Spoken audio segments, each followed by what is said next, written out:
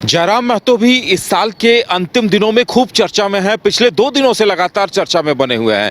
जयराम महतो चर्चा में उस दिन से हैं जब उनके समर्थक एक क्वार्टर पे कब्जा करने गए थे और पुलिस ने उन्हें वहां रोक दिया। पुलिस के साथ उनकी वाद विवाद की तस्वीरें और बाइट्स वायरल हुई थी, जिस पर काफ़ी चर्चाएं चल रही हैं। वहीं पुलिस एसोसिएशन ने ये कहा है कि जयराम महतो माननीय विधायक हैं, ठीक है, लेकिन अगर उन्होंने पुलिस के साथ जो अपमानजनक शब्दों का इस्तेमाल किया वो माफ़ी मांगे, अन्यथा पुलिस एसोसिएशन आंदोलन की राह पकड़ने को बाध्य होगा। लेकिन जयराम महतो फिलहाल ऐसा उन्होंने कोई संकेत नहीं दिया है कि वो अपने काम के लिए माफ़ी मांगेंगे। उनका साफ कहना है कि विस्थापितों की लड़ाई वो लड़ रहे हैं और उनका मुद्दा सीसीएल के क्वार्टरों पर जो अवैध कब्जा है उसे हटवाना है, और शायद यही वो वजह है कि जिसकी वजह से जयराम महतो के समर्थक क्वार्टर पर कब्जा करने पहुंचे थे। मदन, देखिए यह मामला अब तूल पकड़ता नजर आ रहा है। एक तरफ पुलिस एसोसिएशन के लोग कह रहे हैं कि जयराम महतो माफी मांगे। जयराम महतो अब कह रहे हैं कि भाई वो गर्दन जेब में लेके चलते हैं और कह रहे हैं कि एसडीएम साहब को फोन करके बुलाएंगे कि कोयले की गाड़ी पकड़ लिया। और वो ये साफ कह रहे हैं कि अब डुमरी के रास्ते जितनी भी अवैध कोयला लदी गाड़ियां जाएंगी उन्हें वो खुद रोकेंगे। देखिए, अब ये मामला जो है आगे बढ़ता हुआ नज़र आ रहा है। टकराहट की स्थिति जो है उत्पन्न हुई है, प्रशासन और एक विधायक के तौर पर हुई है।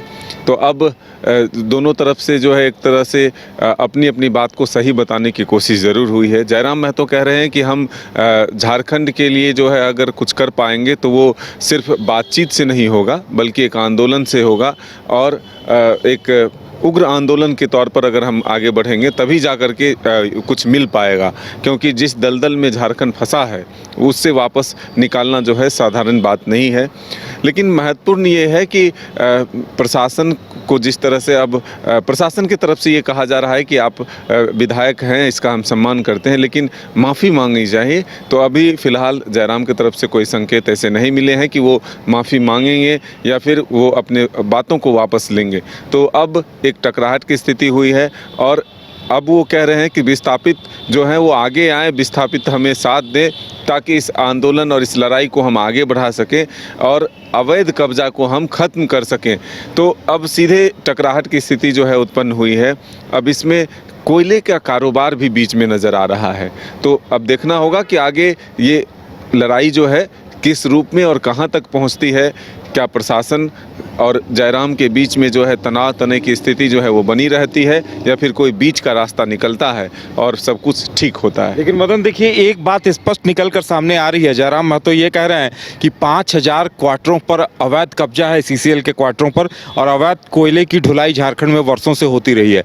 कहीं न कहीं निशाने पर ये 2 चीज़ें हैं। जो कुछ भी हुआ है उसके पीछे जयराम महतो की सिर्फ यही मांग है कि अवैध कोयला, क्वार्टर पर अवैध कब्जा। तो लगता है इस दोनों मामलों को वो तूल देने में कामयाब होते दिखाई दे रहा है।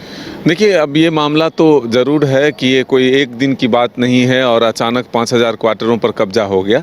लेकिन अब प्रशासन है और प्रशासन क्यों खामोश है और ये कितना सही है, ये तो अब जांच का विषय है और जब आगे की कार्रवाई होगी तब पता चलेगा। लेकिन फ़िलहाल ये ज़रूर है कि 5000 लोग आए कहाँ से और 5000 लोग वहाँ व्यवसाय करते हैं, कारोबार करते हैं, क्या करते हैं, इसकी जाँच होगी। और अगर जयराम महतो विस्थापितों की लड़ाई को आगे बढ़ाते हैं तो विस्थापितों का साथ कितना मिलता है, ये देखने वाली बात है। और जो सीधे टकराहट की स्थिति प्रशासन से हुई है उसमें प्रशासन क्या बैकफुट पर होता है या फिर जयराम महतो को अपने बात जो है वापस लेने पड़ते, ये देखने वाली बात है। तो बिल्कुल, देखिए पुलिसकर्मी जो मांग कर रहे हैं, पुलिस एसोसिएशन जो मांग कर रहा है, जयराम का उस पर क्या स्टैंड होगा ये तो अभी तक स्पष्ट नहीं है। लेकिन इस तरह से अगर अपमानजनक शब्दों का प्रयोग होता है तो उन्हें भी सोचने की ज़रूरत है। लेकिन वो जिन मुद्दों को मुद्दा बना रहे हैं उस पर अब प्रशासन, पुलिस और सरकार को कदम उठाने की जरूरत है, तभी इस तरह के मुद्दों का समाधान सामने आ पाएगा। फिलहाल इतना ही, हमें दीजिए इजाजत